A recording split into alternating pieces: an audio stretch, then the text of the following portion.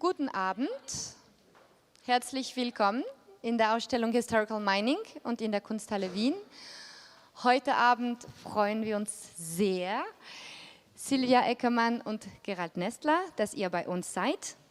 Sie präsentieren heute Abend Noise is the Master of Information, Algorithmic Cognition from Representative to Performative Power. Viel Spaß!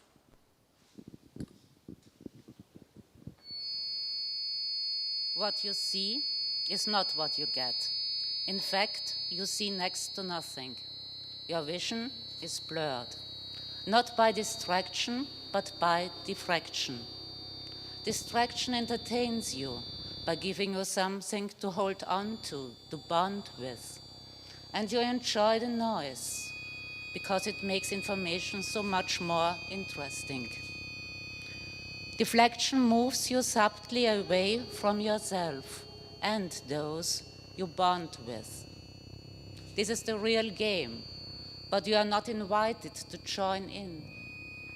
To the contrary, with all this asymmetry and deception, you are out of your depths. You have no clue how excluded you are, even though you are right inside, here, where noise reigns, where noise is the master of information. What's the difference, you ask? Why should I care? Well, the game plan is for you to get lost, but not in the entertaining sense. Now, what's happening is you. You are performed. And this is your bondage, to which you pay dearly at any microsecond of what they call your life. Now, you no longer pray to representation. It's all performative and effective.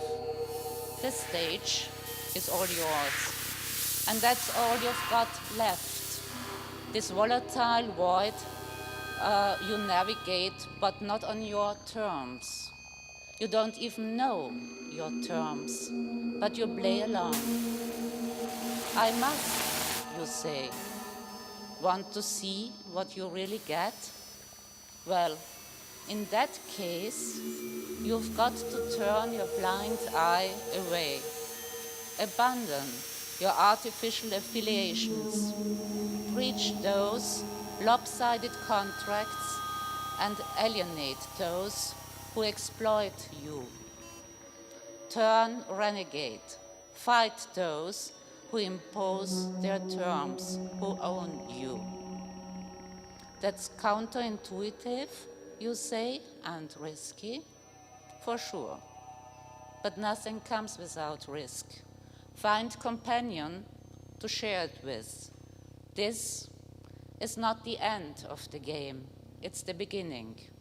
Resolution awaits you.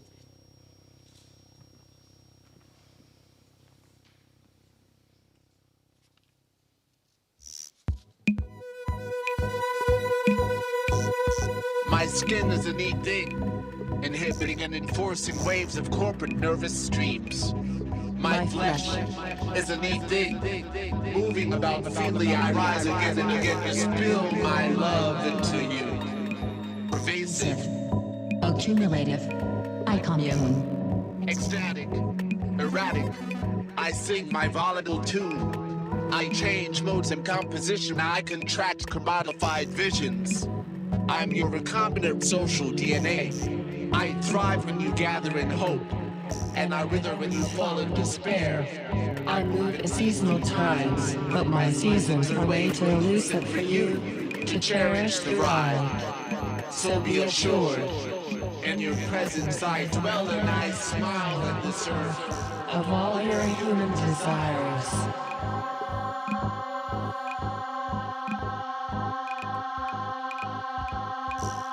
in your future I thrust, and I gaze at your prize low tide, when you yell deep in my mires.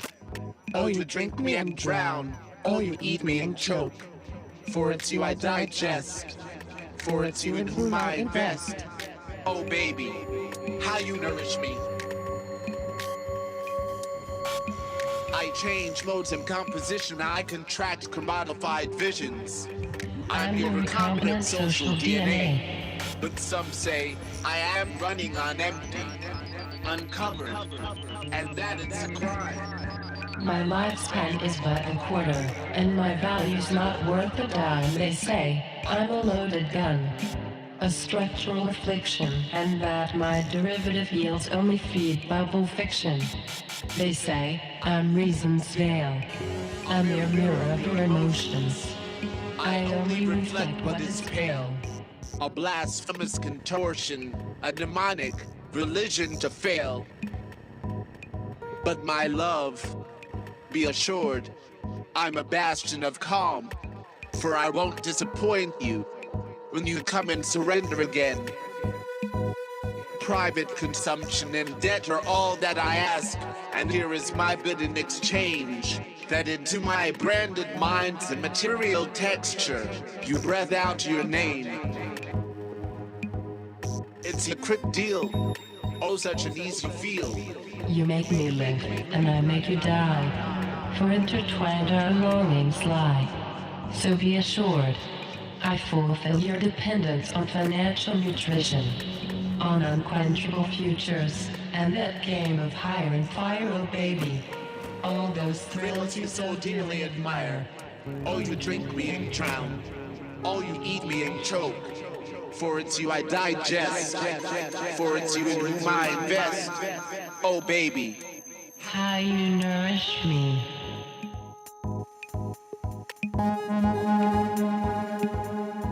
Quasi-poetic science. Co-opt alliance. Charging my voice, I renew my license that alone is never due to expire.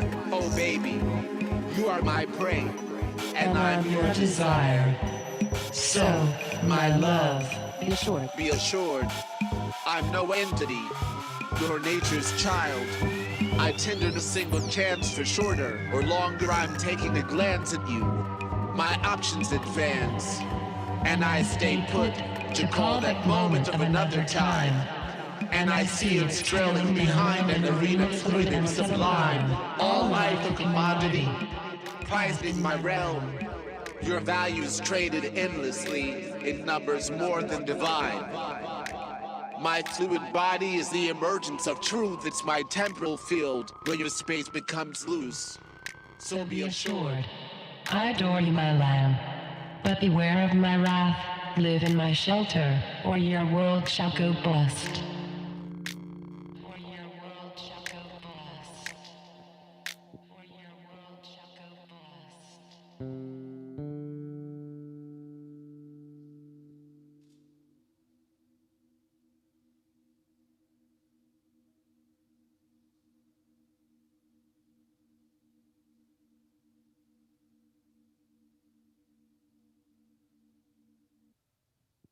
Thanks everybody for coming. We especially want to thank Vanessa and Anna and Kunsthalle Wien for the opportunity to do this, and also to Martina for organizing this event this evening. And everyone who is here, there is a lot of other things happening, not just exhibitions, but also talks, presentations. As much as I've heard, there is even a talk with Max Schrems and Evgeny Morozov today, who are pretty well known, so it's great that you're here. We are going to try to, somehow, hopefully, to present something that's a bit different to those guys and still interesting.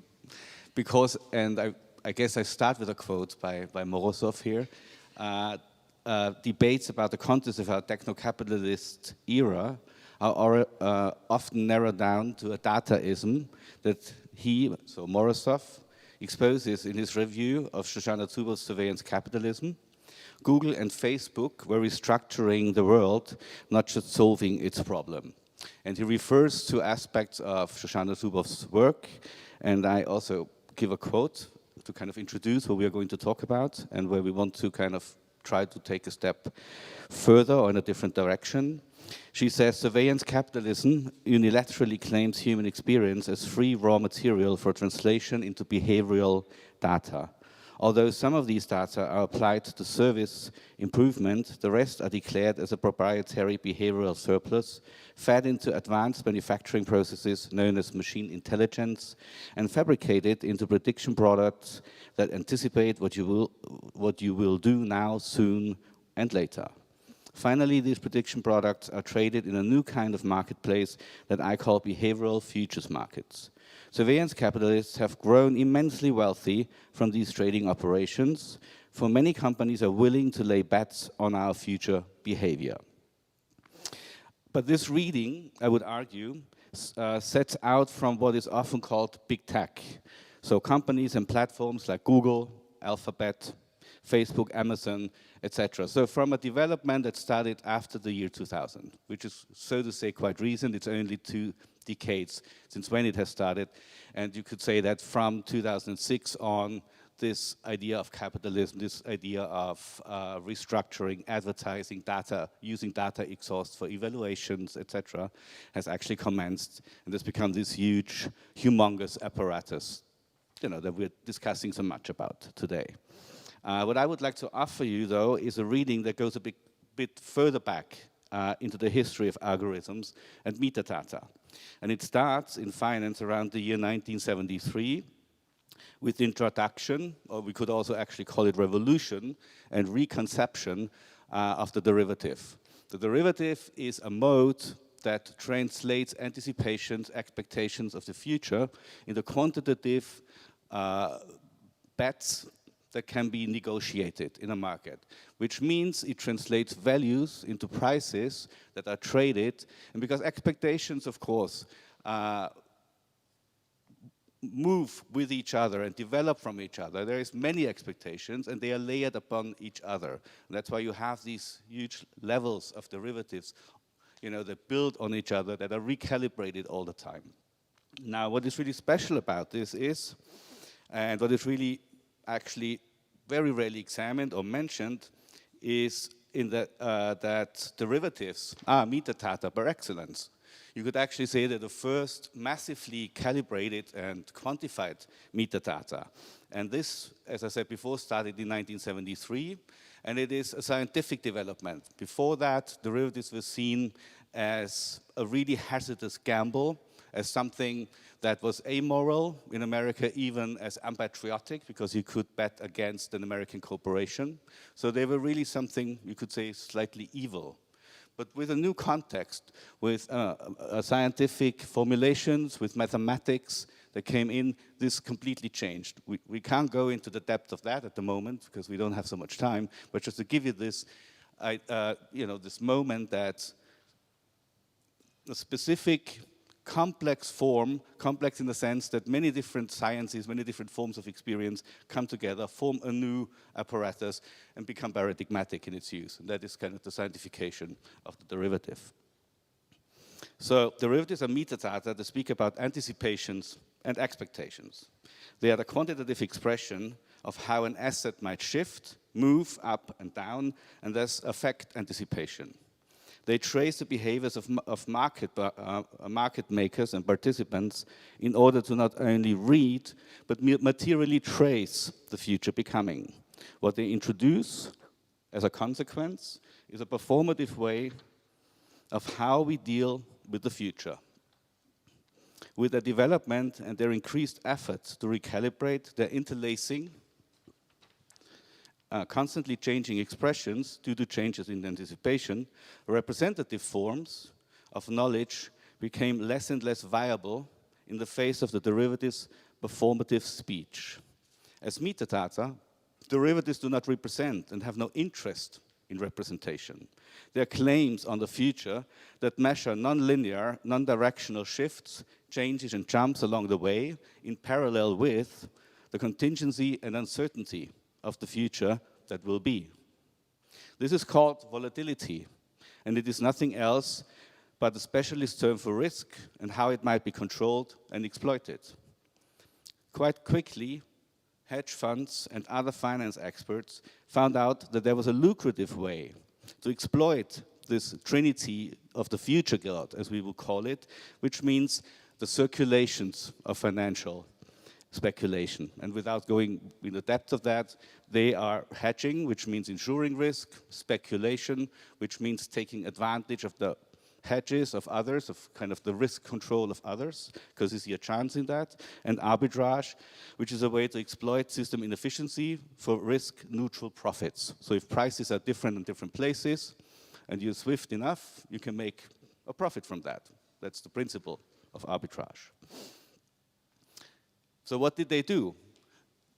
They developed a new form of kind of accessing this field in a sense that they started to create volatility. So they created risk, which means that, of course, your own risk gets higher, but your gains as well. And if you are a hedge fund or a big investment bank, you know, someone like that, you have measures and possibilities, of all of them quantitative, which help you control, navigate this kind of risks, which, you know, in terminology, it's called dynamic hedging. Also, if you think of it, beyond these kind of models of kind of hedging your risks, even if you produce it at the same time, if everything fails or the whole system collapses and trust evaporates across the board, we all know that this is our experience. There's always the lender of last resort, us as the population. And we've seen that a few times. We've seen that in the West once, but if you look at other places in the world, they know that history quite well, and they've seen it more often. You could actually follow sort of a development, if you like, of these kind of collapses, these kind of crashes from peripheries towards the so-called center. Now, today, periphery and center have totally exchanged, and centers are places which can swiftly kind of change into peripheries in one moment or in a microsecond, if you look at flash crashes and things like that. Hence, and this is my claim, the derivative and its automation is the paradigmatic function behind metadata exploitation for profit, and therefore the underlying technology of the future, which also drives platform capitalism, information capitalism, or as Zuboff says, surveillance capitalism. So we are not confronted with a new kind of marketplace that Zuboff calls behavioral futures markets, but rather with the adoption of the derivative paradigm in all data fields and even in politics. And we could discuss this later, but I would refer here to Brexit and Trump and Twitter politics, for example, in which volatility is today escalated in a way that it threatens the old paradigm of probability and its truth function. Just need a sip of water, sorry.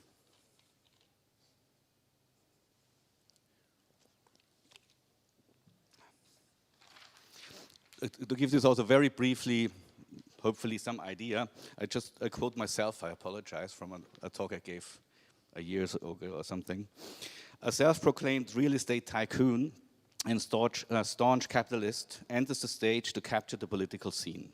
Ostensibly typing alphabetic code, he in fact recodes the proprietary data platform. Surfing the volatility wave, Donald Trump triggers fat tails and thus redesigns Twitter as a dark pool. The escalation of waves of noise turns into competitive advantage, and such production volatility sounds the bell for truth as the function of probability. Fat tail events are deemed extremely rare, but now they rattle down in electronic speed, leveraged by fake news and other malignant information asymmetries. Noise has taken over fact as the productive vehicle to trigger affect and leverage attention, giving way to sociopathic authoritarian symptoms. In truth, it seems noise is the master of information. And thus, we see a shift from representative to performative speech of buyer power today, which we can hardly detect as we still apply representative models of cognition. Therefore, we need to develop new sensory abilities, new organs, you could say, that might have to rely more on the intelligence of our bodies than overestimating our minds, and as well, because I think this is not just because of this context, a feminist reading of how we share risks. And there's not so much time, so I only give one quote, which I actually owe to Andrea Hubin, and from our workshop we did some time ago, and it's Donna Haraway, who says, "Bodies are objects of knowledge, are material semiotic generative nodes. The boundaries materialize in social interaction. Boundaries are drawn by mapping practices. Objects do not pre-exist as such. Objects are boundary projects, but boundaries shift from within. Boundaries are very tricky. What boundaries provisionally contain remains generative, productive of meaning and bodies. Citing boundaries is a risky business. This, to me, is an example for a derivative practice that embraces volatility and thus counters the quantitative technological or technopolitical doctrine. Such practices evade the quasi-complex schemes that hold us hostage by exploiting the very shifts and boundaries of anticipation that we live with and in which we together actually create the future. So there are many other examples for such practices, and we can maybe go back to this in a discussion, but I have to continue. There are more, right, I just said that. But the ideas I just shared with you are all and have to be part of robust and intense exploration. And thus they're based on conversations and collaborations with those within the field of research that are willing to share. As someone recently remarked, in line with an aesthetics in the field of consequences, we should rather insist, as counterintuitive as it may seem, on the eventuary dimension of art and its truth value.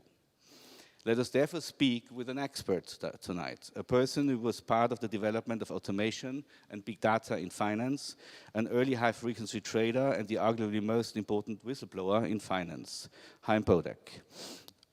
We've both together collaborated for different projects in the last years, and we are continuing this. And I'm really grateful that he has time today, so let's hope he's here on Skype.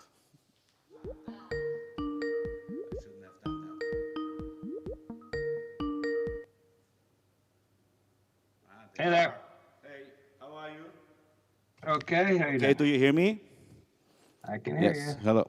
Okay, I need to speak into the microphone, I nearly forgot. So welcome, Haim Bodek. Hey there. Do you see, well, I can turn it a little bit, so maybe you see some people on some one side here. Okay. Okay. I mean, I hope that we will have a discussion, but I think I start with a few questions. And one of them would be, if we talk about algorithmic cognition, what were your experiences? Because you entered the field of algorithmic trading very early on in finance. What were the reasons why this development happened? What were kind of like the thoughts behind it, and what was your experience? Can you tell us something about that? Well, I didn't really enter to focus on what I ended up focusing on was large-scale automation, and I started out in the, I think it was mid-90s. So I started out in I guess what they call now big data, but back then we called it machine learning and data mining. That's basically a large part of that is using, I guess what you call artificial intelligence techniques to go over large data sets and to make predictive forecasts. And I had focused on credit card fraud detection, and there was all this press and hype about how you could forecast the markets. And so I decided to get into finance because I wanted to forecast the markets. And it's kind of funny in that I actually found an ad in the Chicago Tribune for a job to use machine learning techniques to forecast markets. And the recruiter I was working with, I showed him the ad. And I'm like, what do you mean there are no jobs doing this? There's an ad in the Chicago Tribune. Well, it was the guy who placed it was Blair Hull, famous trader who bought the bottom tick of the 1987 crash. And he hired me, and that was, that changed my life. So when I joined Hull Trading, back to Gerald's actual question, I joined to focus on forecasting. But what was happening in the markets at the time is that the floor-based trading was being replaced with automated trading, and that was a hugely important for quantitative trading, because quantitative trading requires timeliness, requires good data, and that doesn't really exist if everybody is trading, with hand signals and all that. So what happened is Europe actually went electronic, way before the U.S. And hull trading stumbled onto automation, adapting their strategies for the European market. And pretty much the guys who basically ended up automating the U.S. market, most of us got our experience in Europe, in Frankfurt. And I focused a lot on the DAX index and DAX futures and options, and so that's the context of it. It's maybe you could say something about who is hull trading, because I think no one knows who hull trading is. Just very quickly. Yeah, Hull was one of the kind of legendary creators of quantitative trading globally. One of the big innovators behind it.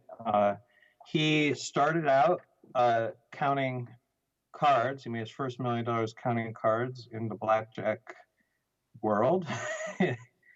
And then he went and used the money that he made from that to get into the options business. And the way he approached markets was very similar to the way he approached blackjack. He would make lots of small bets with a statistical edge, is what we call it.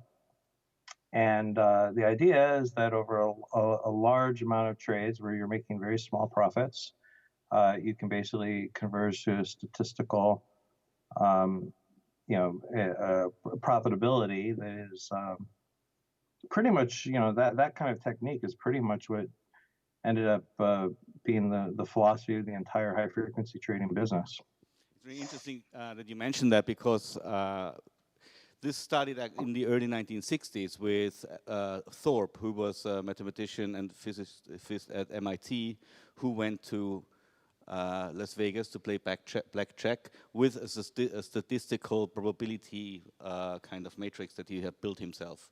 And he was the first, historically, who was able to crack the bank. And he wrote a book, which was a huge bestseller at the day. I think it was 1962 or 3. It was called Beat the Dealer.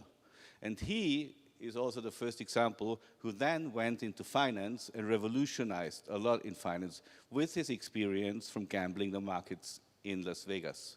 He also invented the first wearable computer together with his colleague at MIT, Claude Shannon, who I think is known to you because he's kind of like the father of information theory. And Shannon, Thorpe, and Shannon's wife went to Las Vegas to play roulette wired. No? That's what they did. In these days, this is really interesting. Of course, no one expected anyone to walk into a casino with a computer, because computers in the early 60s were as big as warehouses. So it wasn't forbidden, but it was forbidden quite quickly afterwards, apparently. So I think it's really interesting that you have like a history of a few generations of people that came from science, kind of applied probability in casinos, and then went into finance. And Hull is one example of those, right? Yeah, there's another important dimension there, or just like part of the history. There's a criteria. There's a mathematical formula called the Kelly criterion, which is defines optimal bet sizes, and it was developed by Kelly for horse racing, and it was then transferred into the same tradition that you're talking about. It's actually taught in quantitative finance courses, Kelly criterion, and it's kind of known to be used by statistical firms, some of the top ones in the world. And so a lot of these things that we use in the business, were definitely related directly to betting games, let's call them. And not just that. I mean, I'll just tell you another anecdote. There was another firm called Susquehanna. They're very, very large and successful now. They were one of Hull Trading's competitors. And Hull was known as the blackjack firm, and Susquehanna was known as the poker firm. And they would take their traders to Vegas as part of their training program, and they would teach them how to bluff because, and not how to bluff, but just the whole philosophy of how to approach these interactions where information was imperfect.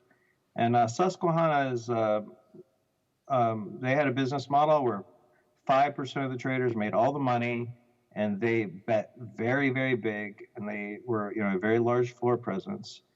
And, the view was that they were taking the culture of poker, including bluffing, and using that in the pits during these showdowns on very, very large trades that they did.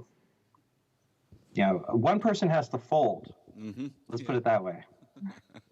If we go back to what you call massive data systems and data mining, why would already in the 90s, why was there like this necessity to work through these huge sets of data, and what kind of what relations does that field of finance have with data, big data in other fields? I mean, how strong is the relation between them? Things have not really changed. I'm actually a bit perplexed at how little things have changed in the way the approaches to these problems have. I mean, some of the models have become more sophisticated, but people are still using, who do this, are still using the same tools. Typically people are doing it in a Linux or a Unix environment, and they're using, I still use tools that were coded 30 years ago to analyze a year of tick data. I do that, this year I'm doing that. Could you please say what tick data are? Yeah, tick data is what we in the industry refer to as data that represents every action that occurs in a financial market. Since markets went electronic, that meant that every order, every cancellation, every confirmation of order, every trade, markets opening, markets closing, markets being halted, every single interaction with an electronic marketplace, it turns into a message. And those messages can be saved. And that's why I say things haven't really changed. It's those messages have been of the same type since the European markets went electronic. That's where I was exposed to it. So if I looked at tick data from the late 90s, and I looked at it now, the data now would be a little bit more complex, but I would be able to process it with near identical methods that I use now. Back then, things really haven't changed. But just seemingly simple or even stupid question: what's the big advantage of using these methods, these quantified methods, in comparison to human trading? Well, the thing to understand about trading is that the best traders cannot be really beaten by a computer. And computers are not very good at making very large trades, like trades that have a huge amount of risk. Traders kind of dominate that space. But the trades that are very small, run-of-the-mill trade, which is most of the trades that occur in the U.S. market, these are trades that tend not even to move the markets that much. The average trader doesn't really provide a lot of value in terms of the decision making with those trades. And when you realize that the margins, we say margins, the profitability of a trade in the U.S. is about it's about a 20th of a penny. That trader, first of all, can't even compute whether in his head whether or not there's a 20th of a penny profitability. And even if he could, it's such a small amount of money to make on each trade that it's not even worth a person's time to do it. So if you think about it, is just like automation has made it so that you can buy books from Amazon for, like, think about how books on Amazon get priced. Very important rare books might need to be very carefully priced, but most of the books are really priced based on the market and what other people are selling it for. And those people use pricing tools on Amazon to determine how much they should sell a book for. And that's not that very different than what we do in the market. So really the question is not what do computers do, it's really the question is what do humans bring to the table? And the answer is not much. Any questions? Or anyone who wants to come in? No? Okay, so we just go on. Okay, there's an interesting issue, I think, with algorithmic cognition, algorithmic trading. There's always been said, especially with high-frequency trading, that it brings in liquidity, so it's good for the market. At the same time, with all this extreme competition, hyper-competition, what happens, as you also once said, is that the margins get smaller and smaller and smaller. So that, in a sense, something is created that is an efficient market, which is like the utopia of every economist. That's what they all want, an efficient market. And at the same time, what happened, and I think this is something you can talk about from experience, is that this destroys the market. No, it is actually efficiency, when it's perfect, is the destruction of capitalism, to take it a bit further, so to say. Yeah, I've always believed that.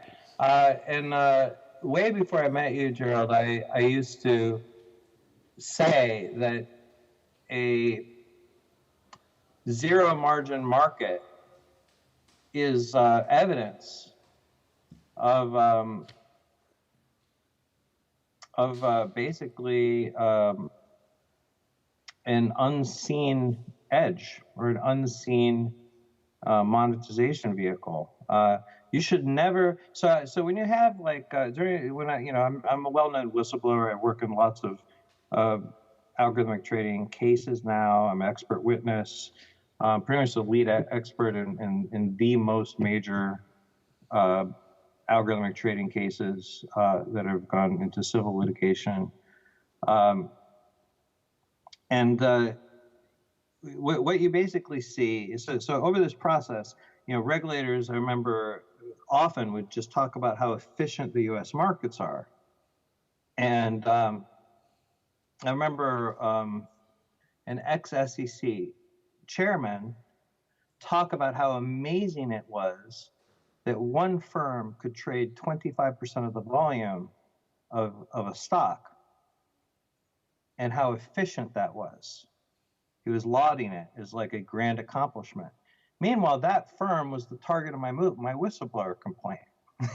Okay, because so if you see a firm that's like happily able to trade in a profitless market, that should really be seen as suspicious. So I agree with you that it destroys capitalism, but the efficient market hypothesis basically goes down to zero margins. And what happens necessarily is that the participants in that ecosystem will basically cheat. They will find ways that tend to be impermissible ways to extract a profit. And they can be very, very sophisticated. So I will give you an example. It might go over the head of everyone here, but I think that this goes directly to my case against Direct Edge. So I'm responsible for the 2 largest fines against stock exchanges in U.S. history. I like to emphasize that because a few years ago, people were like, "Is he right?"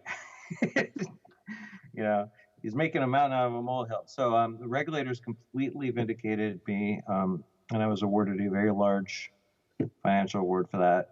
And I want to explain to you how, to me, it's very fascinating how this efficient market that we see, how it was basically abused in a way that most people can't see. And the thing to understand about, call it high frequency trading, securities fraud and all that, is like, if people can figure out what the fraud is, then they get caught. So the frauds that stay are the ones that are very, very hard to detect. And I'll give you another example, would be the Volkswagen emissions fraud, if you want to think about another field, right? Usually it is a whistleblower or an insider who has to come out and show what the fraud is, because it's very hard to detect it from the outside. So what happened in my case? Well, there's a property of markets that's not very well understood. Blair Hull, my mentor at the time, this property. So you're talking about some of the most sophisticated participants in the world. If they weren't in on this property, I'm going to explain, they didn't even appreciate the significance of it.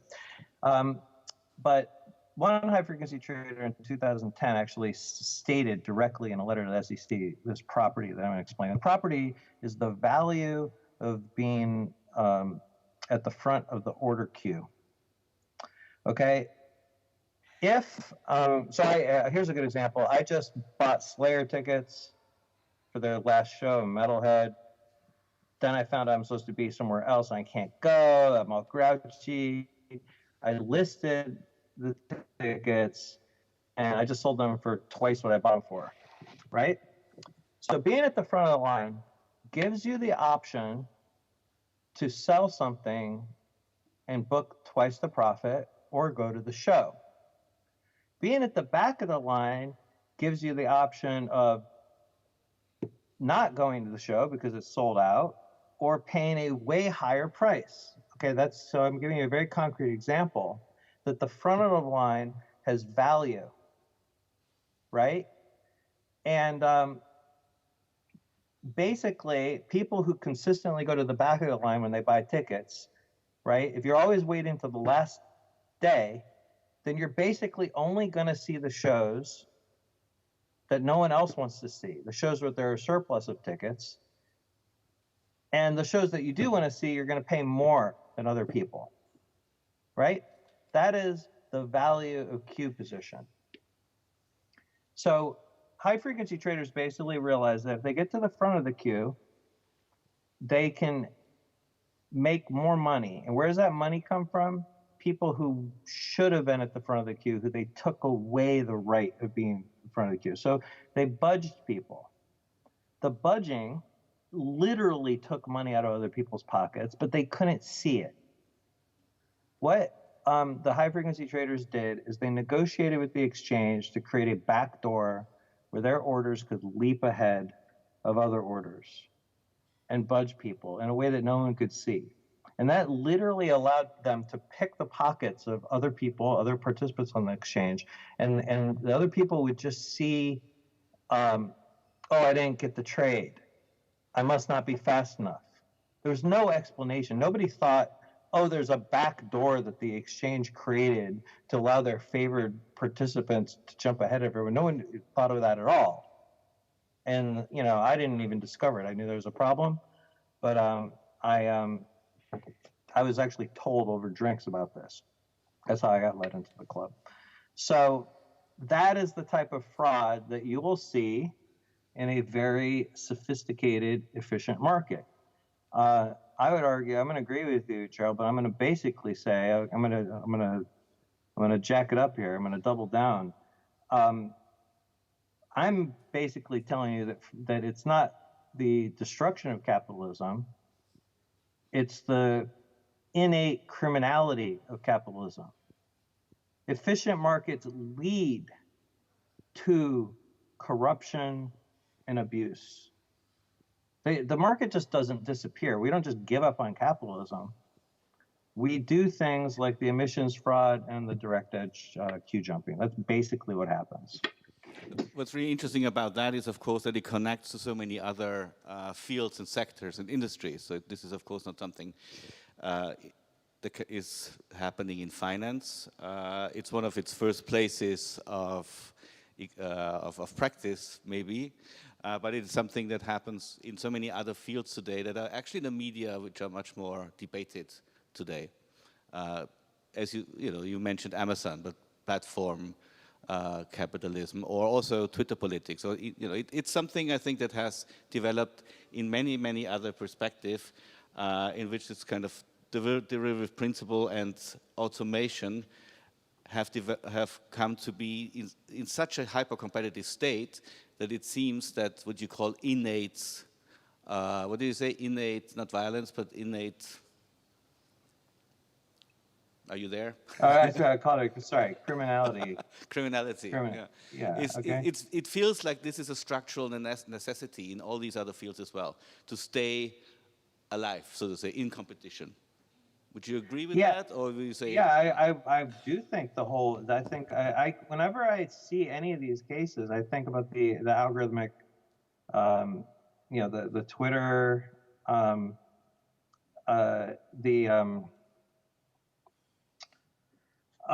the election manipulations and all that.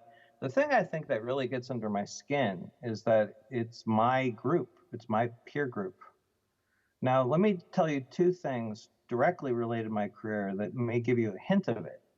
So we black box traders or whatever, quants, algorithmic guys, we like to get up there and say that algorithms automate stuff, and that there's almost this idea that like science will eliminate human corruption. But as I spend more and more time in this industry, I mean, frankly, I basically grew up at one of the only clean firms. I mean, I specialize now in these topics. I spent a lot of time, and I'm surprised how many firms I used to respect, I have like zero respect for anymore, because I know how they actually make money. I used to buy into the same thing, into the same vision that was pumped to the public. But let me give you two directly concrete things. Okay, first is just kind of the culture. I started out telling you about my history, and I said that my mentor Blair, who, I just said ran one of the only clean firms. Think about how he did card counting was the way that he got his first million, right? So there's already an obsession with pushing the limits and bending the rules to get an edge. It's built in to the culture of the business, first of all. You were bought by Goldman Sachs then, right, Hal? Yeah. But just think about that, right? Like, card counting is not considered bad. It's considered smart and savvy. The only people who think it's bad are the casinos who take, who the money's taken away from. Well, I guess it's okay ethically, and we think about your narratives of the Robin Hood or whatever, right? Taking money from casinos by card counting seems heroic. But in finance, we trade against the public. And we use the same pushing the limits of the rules, right? So, it's not the casinos anymore, it's you guys. So that culture literally goes back like 30 years, right? 40 years. Secondly, I'll tell you one of the things, one of the first points in time where I realized the pressure that algorithmic guys are kind of under. When I was doing bankruptcy prediction, I was basically told that the methods that we used weren't really liked, because the methods that we used told the user why it was making the decision. So let me explain it a different way.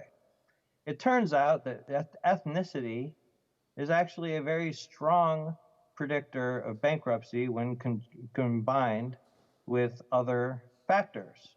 But it's illegal to use ethnicity to predict bankruptcy. But the models that automatically learn this, they can't really be told, don't learn this because it's illegal. even though it has some statistical validity. So you're not allowed to put ethnicity into your model, right? But you are allowed to put zip code, and zip code is a high correlation with ethnicity, right?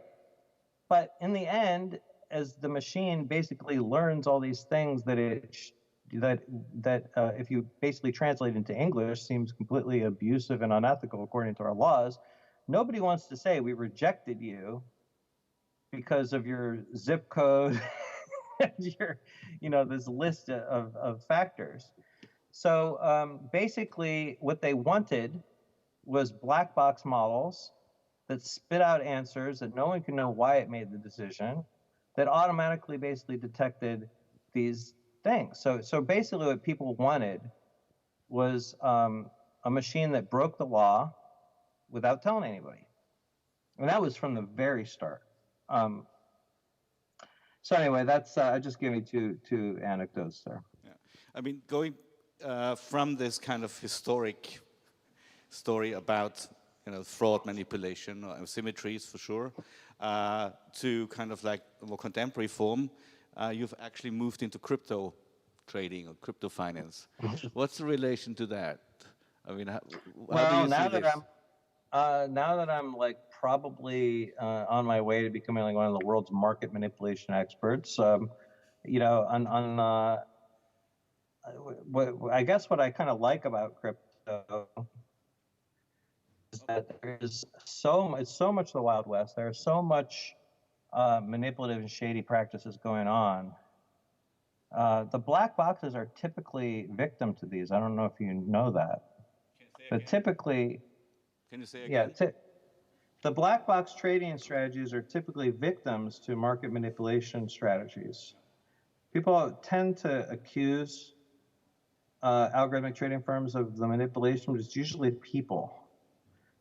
I'm on cases where high frequency traders are the manipulative party, so it's not like, I'm not saying never, but usually it's people. And crypto is a very, very difficult environment for algorithmic trading strategies because there is no natural supply and demand for crypto.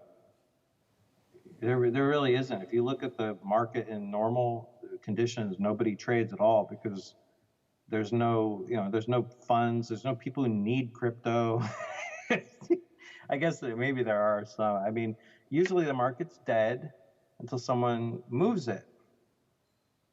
And it's so trading oriented. So basically deciphering the shenanigans is basically how you win in the crypto space, and that's very interesting to me. So that's what you're doing. You're making money by kind of finding out about shenanigans.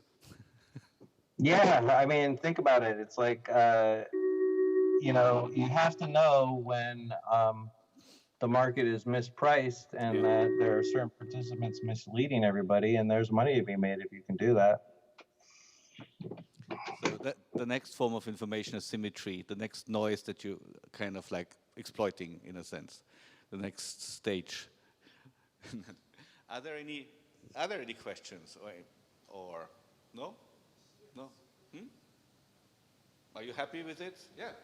There is one. Great. Thank you for the. Can you hear me? Yeah. Hello? Cool. Thank you for the model or example of the queue and people trying to push the line in high frequency trading to get ahead, but at the same time pickpocketing them. But I'm kind of interested, maybe you can try to explain how this line comes into being, because if you're trying to imagine it in this non-physical space, how does the line form, and or how do they manage to, is it just through faster computers, mathematical, I don't know, like they have some high frequency trading, like these people that are pushing the line and doing things, I don't know, to get to the front. This is done through like super fast, I don't know, pumped up hardware for realizing that, or is it like the algorithms? I have no idea. You're falling for falling for the cheat code here. So if I can basically jump the line, I have to have some narrative about why I'm at the front. And the best narrative is I'm faster than you. Right? I can't tell you, for like 4 years while this was all happening, like I was stupid too. I would basically think I wasn't fast enough because of the cheating that I turned in eventually.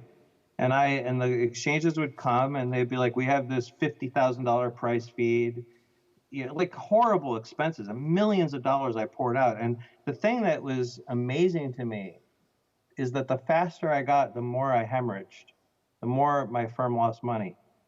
And the reason being is I was falling into traps faster.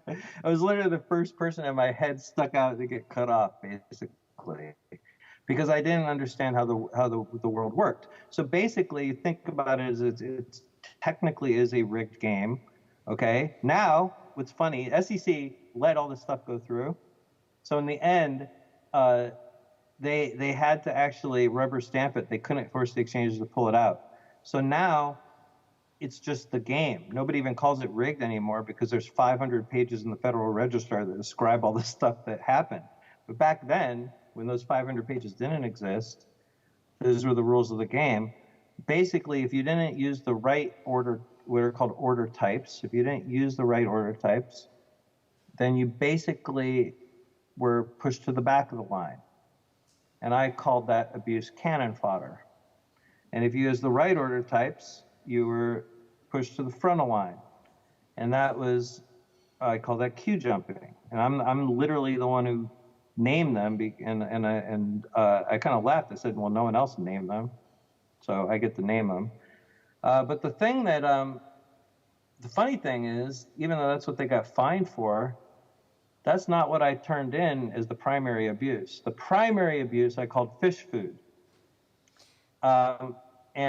Fish food was basically a way to convert unsuspecting investors from investors who should have gotten what are called rebates or kickbacks or payments. They literally should have gotten payments back, but they were converted into orders that were given, that were charged money. And the reason why the exchanges did that is they didn't have enough people who were being charged.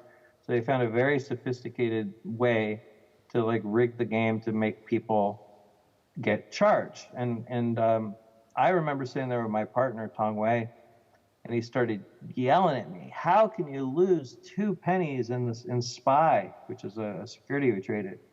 It's a penny wide, which means you should only lose half a penny, and somehow I'm losing 2 pennies. And it was the fish food abuse. It was literally this like ridiculous trap built into the exchange to convert me from an order that should have lost half a penny to or lost 2 pennies. And it's so sophisticated, it's hard to explain here. But when I exposed this, there was a person in the industry who was kind of really creepy guy. He knew about all the bad stuff because he came from that side, but he would present himself as this investor-friendly person. And you know, just to show you, I'm not being too conspiratorial here. I'll just say that Scott Patterson, who wrote the book Dark Pools that tells my story, and also wrote all of the Wall Street Journal articles and all the stuff that I did that was all like legitimately approved by the editorial board of Wall Street Journal. He actually wrote in the back of Dark Pools and said to this guy that, I really appreciate all the help you gave me. I know you might not like the conclusions that I drew. And you know, so this guy thought he was playing everybody. Anyway, I was told by a friend that when I turned in my stuff, that he was panicking and he was telling his friends that the hot dog factory was going to be exposed. So when you asked me, is it all speed? I'm like, no, it's literally a hot dog factory. It's a contraption that was built over 10 years to siphon certain amounts of, trading profits, really, for, from investors to high-frequency traders. And I think that was so interesting to me, is that these high-frequency traders couldn't even make money without these cheats. It was just really interesting how this all evolved this way. But you asked about the queue. I do want to answer that. It's very simple. Markets have what are called price-time priority markets. That means that when you put an order in, the person who has the best price is supposed to trade first, and the person who comes first in line in time, he's supposed to be the top. What the high-frequency traders did in collusion with the exchanges is they violated the price-time priority model, and they allowed certain types of orders to leapfrog and jump and corrupt this price-time priority queue. And I think the thing that really hammers it home is after the investigation started, NASDAQ actually went public, and they said, we're not a price-time priority market, we're an order price-time priority market. So in other words, order type can be, price order time is what they said. So basically, the order type can trump time because they were basically created these cheats. But anyway, generally the answer is complexity and rules of the game is what the game actually was, and what the high-frequency traders told the public is they told the public it was all about speed. What's really interesting about that is that what you're saying is that the whole system is a fraud. It's not just one kind of group or one interest group or someone over there. It's across the board. The whole financial system is actually it's just out there, so to say, to get you, in a sense. I mean, it's not so surprising. I think what we've talked before about these kind of forms of information asymmetry, these forms of hyper-competitive manipulation is in all data-driven fields. I think this is what's happening today. And I think you're a great voice that can really speak from experience and knowledge, and as like the whistleblower, also kind of like someone who really knows it to the detail, how these things are actually happening. If we don't have any more questions, I would say we thank Haim. Is there something? I just wanted to yes. ask a very short, or perhaps not short question. Hello, thank you very much for this. What is your prospect for the 20 next years? Do you think like there will be more and more whistleblowers, and then you will arrive to a point where like frauders or the whole system will collapse, or will be bad people will be intimidated, or the law will change so as it will be impossible? I don't know. What do you think? Or do you think more like it will be an acceleration?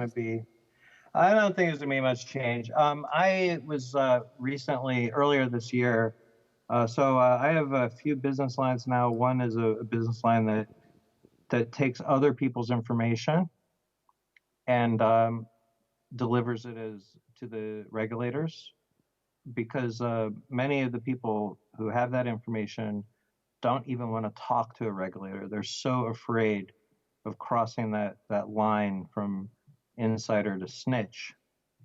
So it's very weird. I literally have a business line where I will just take someone else's information, I enhance it as best I can, and then I become the whistleblower. So I got the biggest one of my career, way bigger than the stuff I'm already known for, which is pretty, I don't think I'm probably already the most successful whistleblower in the SEC program. So I got the biggest one, and this insider had 30 years experience, and he was very dismayed with what had happened to his area of the world, and it was part of the world that I was not very, I don't have much career experience in the world that he has, but I have a lot of experience with the technical details of stuff he had to report on. But, it's all the stuff I didn't know. He decided to turn in like 6 different major things that have been going on for like 30 years. He's 30 years, but probably going on at least 15 years, okay? So I'm sitting there with the biggest one, and it's so crazy, but the narrative adds up, the documents I can find add up, it all adds up. And I'm just sitting there like, how could I be the one Like, of course somebody should have turned this in. How could the regulators not know about this, right? There's hundreds of people who knew about this. And I'm about to push the button, and I'm just kind of thinking to myself, it's been 7 years since I did this. Why am I still the guy pushing the button, right? 7 years ago, I remember looking for the person that was going to help me with these issues. The person I could go to who's the expert, you know, the regulator, the authority figure, the somebody out there who was going to fix things. And I talked to, I mean, I've had, you know, in-depth either, you know, working relationships or information or just meetings. I've met with like at least eight different financial regulatory bodies just in the US. Okay. Trying to find out who's in charge, you know, who's the person who can do something about this. And at that point, you know, at some point I realized it was me. And I had this an epiphany. Actually, I was talking to one of my firms that had hired me, a law firm, and they said, well, we see class action lawsuits as part of the regulatory kind of structure, system of regulation, because there are many things that the regulators want to act on, but they're so have their hands tied by industry and they can't, and they almost have a sigh of relief when the class action starts because now it's out there and they've got to, you know, and then they know they can act on it, or if they don't act on it, they know that the class will do it. And that's the thing I understand about whistleblowers. Whistleblowers are literally like the only force out there that my boss can't tell me, no, this will be bad for consumer confidence or whatever. You know, like all these narratives that are inside these organizations on why things shouldn't be public. So whistleblowers are a weird check and balance because they're literally the only ones who cannot be stopped. And the fact that we have the internet, the way, and, you know, it's created an incredible situation where voices are very hard to silence when they're right. You could do document leaks of huge amounts of information. All this stuff could not be done 30, 40 years ago. So yeah, you're going to see more whistleblowers. That's not because of that's because of the internet and because you can do an anonymous document dump, right? That's going to happen. But is the world going to change? No. Right? The way I think of it is you just, you know, it helps. It's better than doing nothing. But in no way are whistleblower actions going to like cause the corrupt core that we're talking about to like change. I already told you it's built into the culture, right? So what you're really asking is, can whistleblowers who are basically outsiders who are booted, can they change the culture? No. You know, they can just stop things from happening that are bad. That's about it. So we need another culture. We need to do more of these conversations and be much more active in these lines of, you know, kind of like whistleblowing, as I call it, renegades, you know, developing these kind of practices, these forms of solidarity on all kinds of different levels and in all kinds of industries. Well, let me ask you, Gerald, because you're the one who brought that idea to me and it's continually haunting me. Because you told me that the revolution can't happen anymore unless you have insiders who kind of go out. You know, that the outsider revolution isn't possible in the way it was. And so you kind of made me realize that was a form of revolution, being a renegade. But my question to you is, you know, I think that's the question that I was just asked. Where can it go? You know, where can the revolution go? Is it just a guy? You know, I think there is. I don't know. I don't think anyone knows where. I just know that we go.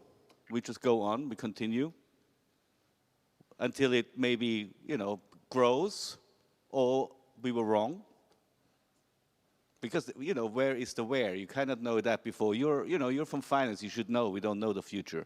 We can, you know, trick, we can play around, you know, we can do all kinds of things, but we don't know. No, not for sure. But we go on, we try to kind of develop ideas, we try to develop collaborations, friendships, shared risks, and see where we go and where we get. That's what we do. Sorry if that's disappointing. I'll take the answer. At least it's an answer. Well, we're going to continue because Haim is going to come to Vienna. We're going to have a talk on November 22nd during Vienna Art Week on making truth, which I'm looking forward very much because the question of truth is a really interesting one in our context, isn't it? So, looking forward to having you very soon in person in Vienna. I'm looking forward to too, guys. Thanks, and we'll see you soon. Yes. Thank you, Haim. Thanks for doing this. Thank you.